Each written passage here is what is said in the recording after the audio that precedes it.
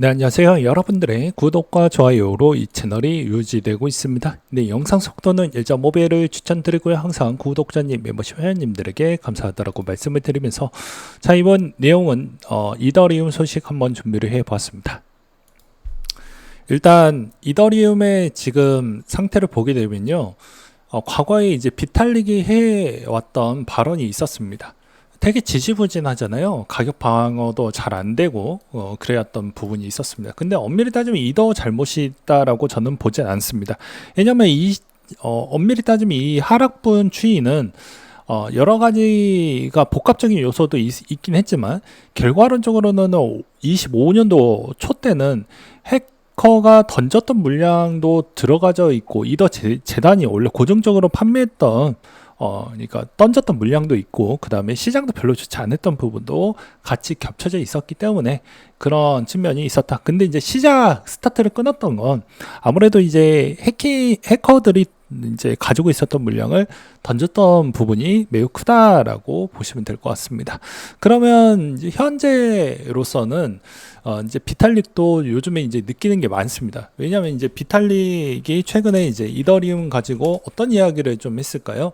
이제 여러 가지 이더의 10주년 부분에 따른 추이에서도 이제 이더리움 역사를 되짚어 볼 부분이 필요하다라고도 이야기를 하기도 했었고, 그 다음에 이제 여기서도 추가적으로 이제 이더리움 생태계 부분에 따른 불만 요소와 그 다음에 재단에 따른 여러 가지 이제 보이지 않는 이제 양강 체제에 따른 거기에서 내부 분열성도 좀 있다 보니까 그 중재적으로 이제 어떻게 보면 이더리움을 어떻게 해서든 생태계 부분에 따른 도움을 주고자 좀 변화 부분을 좀 줘보겠다. 그리고 가격 부분도 최대한 좀 신경을 쓸 수 있을 만한 형태로 가주기 위해서 여러 가지 지금 하고 있는 실정이라고 보시면 될 것 같습니다.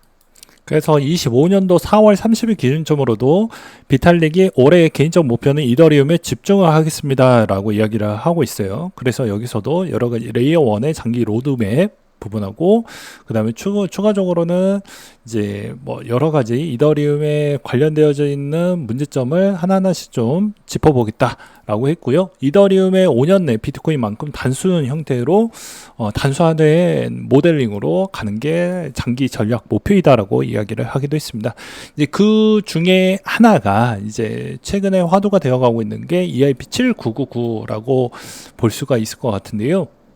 일단은 이게 명확하게 이게 된다 이렇게 보기에는 좀 어려울 것 같습니다. 이제 아무래도 이 EIP7999가 채택이 되면 이제 수혜자와 피해자가 딱 나뉘어져 가는 구도로 가게 될 것입니다. 왜냐하면 이제 공생이 된다라고 보기에는 조금은 어려울 것 같아요. 제가 보더라도.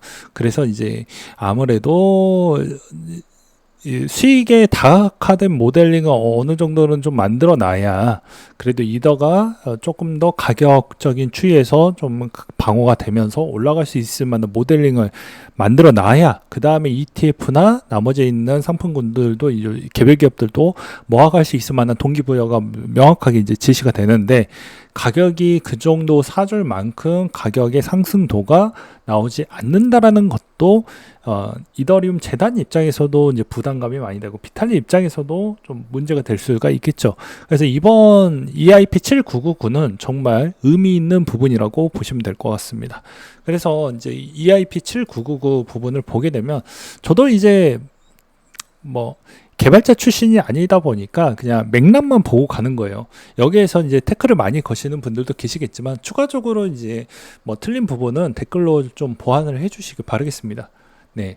그래서 보게 되면 장단점이 있지만 요약을 하게 되면 다음과 같아요. 그러니까 레이어 1에 있는 쪽의 수수료 수익 구조 부분을 좀 더 당겨가지고 만들어가는 형태로 가겠다라는 걸 빙빙 돌려가지고 써놨던 것 같습니다. 그래서 이제 이 레이어 2의 수수료를 예측 가능하게 만들면서 뭐 효율적으로 배분을 하겠다라고 되어져 있지만 실질적인 수익은 이더가 좀 더 많이 챙겨간다라고 볼 수가 있겠죠. 그리고 수입의 다각화, 수익원의 하나가 더 생기는 거니까 소각 부분적인 추이에서도 상당히 좋아지게 되고 그 다음에 레이어 2의 프로젝트 부분 추이에서도 엄밀히 따진다라고 하면 레이어 2에 있는 애들은 좀 안 좋은 부분이라고 볼 수가 있을 것 같습니다. 왜냐하면 이제 엄밀히 따지면 수수료 수익 구조를 다각화를 만든다라는 것은 반대로 이야기하면 레이어 2의 부분의 수익적 구조에 따른 불만 요소가 생길 수가 있다라는 거예요. 그래서 제가 취약해질 수 있다라는 질문을 또 GPT에 있다고 물어보기도 했었는데, 이제 비용적인 부분에 따른 수익 마진 부분도 좀 많이 줄어드는 추이가 나올 수 있다라고 했습니다. 그럼 보안 부분은 없냐라고 했는데, 현재로서는 직접적인 보안책은 아마 서로 간에 있는 뭐 소통을 통해 가지고 할 것으로 보여집니다. 그러니까 너무 강력하게 하게 되면 이더리움 기반을 덜 쓰려고 하는 부분이 생기겠지만, GPT 내용으로 보았을 때는 아마 이탈률은 거의 적지 않겠냐라는 이야기가 거의 많이 보이더라고요. 그래서 보면은 이더를 들고 있는 입장에서는 이제 기존 이더리움 비중이 워낙 풀이 커졌으니까 그거에 따른 의존도를 더욱더 높일 수밖에 없을 것이고, 그리고 웬만하면 이제는 어느 정도 가격도 스테이블하게 갔던 부분도 있다 보니까 이제 신뢰도적인 측면으로도 여러 가지 이제 여기서 무언가 좀 확장성을 가져가기에도 좋은 구도를 가지고 있지만, 단 아쉬운 점은 오히려 이제 기존 DB보다 약간의 솔라나 경쟁 구도보다 매력도가 약간 좀 애매한 포지션이 있다 보니까 그거를 하나하나씩 만들어 가는 추이인데, 이제 여기에서 이제 파생에 따른 ETF도 많이 생기고, 또 이제 재단 부분이 에서도 큰 틀에 있는 그 고래 두 명이 생겼죠. 비트마인하고 그 다음에 우리가 알고 있는 샤프링크 추이가 여기서 경쟁 구도로 올라오게 되면서 이런 거를 많이 요구할 것으로 보입니다. 그러면 결과론적으로는 이더한테는 좋을 수는 있지만, 이더 외에 있는 레이어 2의 부분에 따른 수익적 구도는 개별적 수익적 구도를 만들 수 있을 만한 네트워크를 좀 만들어내야 된다라고 저는 보는 입장입니다. 그래서 결론은 다음과 같아요. 이더는 그래도 뭐가 됐든 간에 가격은 천천히 오를 수 있을 만한 장기 모델링은 계속 그런 모델링으로 갈 것이고, 만약에 그렇지 않을 경우에는 이더 재단보다 더 많이 가지고 있는 이더리움의 두 회사가 많은 푸시를 넣어줄 것이다.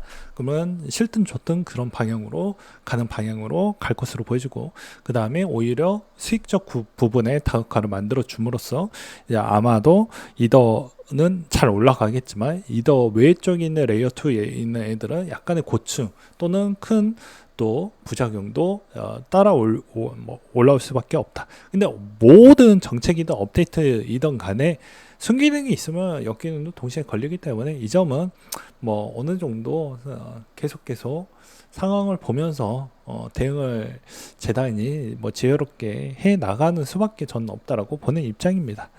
그래서 이제 현재로서 이더 가격적인 추이로 본다라고 하더라도 뭐 부담적인 요소는 아니라고 보는 입장 중에 하나는, 솔라나는 많이 올라가다가 이제 좀 내려왔다라는 추이를 볼 수 있지만, 그러니까 그 다음에 하방에 있는 추이선을 확인하기에는 좀 어려운 부분이 있어요. 근데 이더는 이미 하방에 있는 추이선을 몇 번을 확인을 해 보았기 때문에 여기서 더 내려갔다라고 해도 평균 단가 부분 추이에 계속 머물 것으로 보여지기 때문에 부담적인 요소는 많이 없을 것 같다라고 저는 말씀을 드리고 싶습니다. 이런 내용에서도 이제 갤럭시 디지털 쪽에서도 레이어 2 수익 구조 비판, 이더리움 생태계에 실제 보상은 없다 라고 이야기를 해주고 있는 시점입니다. 그러니까 엄밀히 따지면 이제 공생적 관계도에서 이제 엄밀히 따지면 같이 이제 수수료 부분을 좀 분배해 주었던 효과가 있었는데, 이제는 이게 엄밀히 따진다라고 하면 레이어 2 부분이 조금 더 강해지면서 엄밀히 따지면 이더리움이 좀 더 손해를 보고 있다라고도 볼 수도 있는 것입니다. 근데 이거는 이제 어떻게 바라보는 관점에 따라서인데, 투자자 입장에서는 내가 들고 있는 코인이 얼마나 더 이기적이냐, 얼마나 더 네트워크의 부분의 확장성 추이와 그 다음에 개발의 지속성 추이와 수익성 추이를 동시에 잘 갖춰져 있는 모델링만 잘 보시면서 투자하는 게 맞지 않겠냐라고 저는 보고 있는 실정입니다. 그래서 여기에서도 똑같이 이야기가 나오고 있어요. 레이어 2 네트워크 기록 비용과 가스비 1만 달러 수준이지만 사용자 수수료 수익은 약 10만에서 40만 달러 정도 다른다. 적지 않는 마진 구조가 형성되고 있으며 이 체인에 운영하는 비용도 감안해도 충분히 수익성이 크다라는 부분이 있다. 그렇기 때문에 이번에도 레이어 1의 체인에 환원되지 않고 있는 부분으로 인해서 이더가 좀 많이 못 가고 있다라는 주장을 내비치고 있는 것이죠. 그래서 이걸로 인해서 보안 부분이 나오게 되는 것인데, 과연 이제 여기서도 이해상충 관계와 그 다음에 진짜로 레이어 2 부분에 추가적으로 이제 고인물이 되는 것인지, 아니면 신규 애들이 들어올 수 있을 만한 환경이 되는 것인지, 아니면 여기 이 자체에서도 고여져 있는 쪽에서 새로운 부분의 플랫폼이 더 생길 수 있을 만한 환경적 요인이 되는 것인지, 아니면 기존 플랫폼에서만 계속 이대로만 머물 것인지도 이제 엄밀히 따지면 이더리움도 좀 지켜봐야 되는 포인트라고 보시면 될 것 같습니다. 네, 또 추가적인 내용이 있으면 또 추가적인 내용대로 들고 와가지고 설명을 하도록 하겠고, 저도 개발자 출신이 아니다 보니까 다소 좀 부족한 부분은 좀 양해 부탁드리고 흐름의 맥락만 보시길 바라겠습니다. 그리고 저희는 학자적 관점이 아니고 돈을 벌기 위한 부분이다 보니까 돈을 벌기 위한 부분에 따른 목적으로만 해석을 했다 정도로 봐주셨으면 좋을 것 같습니다.